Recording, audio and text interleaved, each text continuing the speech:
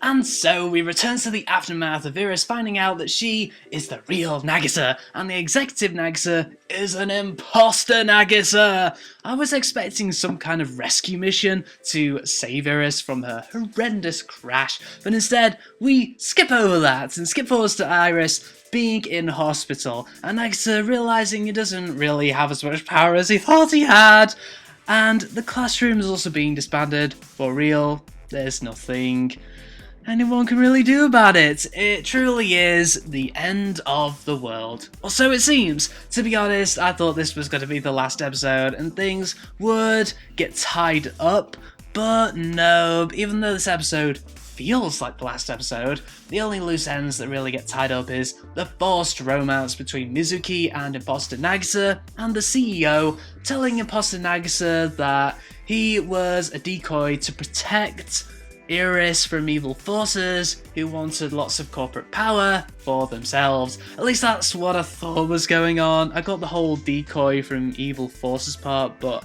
apparently the real Nagisa was killed in an accident, so the CEO doesn't know that Iris is still alive for some reason. But anyway, it makes for some okay complexity for this dramatic episode, and I think there's 2 more episodes after this one until the series ends, so there's still a chance for the other plot elements, the major ones, to resolve, such as Iris claiming her identity back as the real Nagisa, which could be dangerous, and Imposter Nagisa saving the classroom. I'm still not buying the romance between Mizuki and Nagisa. I have no idea why they kissed in this episode. The scene has got to be the first and currently only romantic moment those two have shared together, and it ends with a kiss? Yes, it's adorable, but I really don't get how those two went from colleagues to lovers. And why did Sarah punch Nagisa?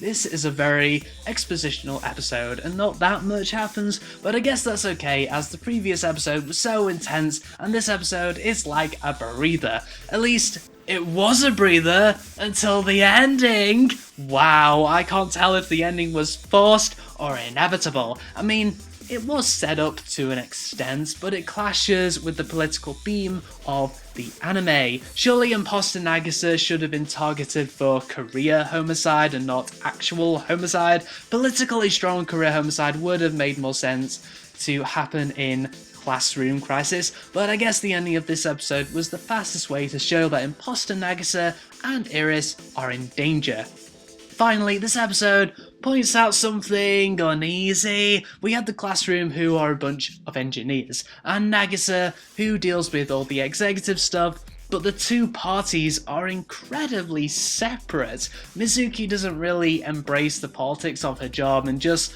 does what a mechanic does. It's so strange to see. Politics affects everything, but the classroom seems disturbingly separate and powerless within all the political stuff, and they only really get affected by budget cuts and being shut down completely. Corporate hierarchy, eh?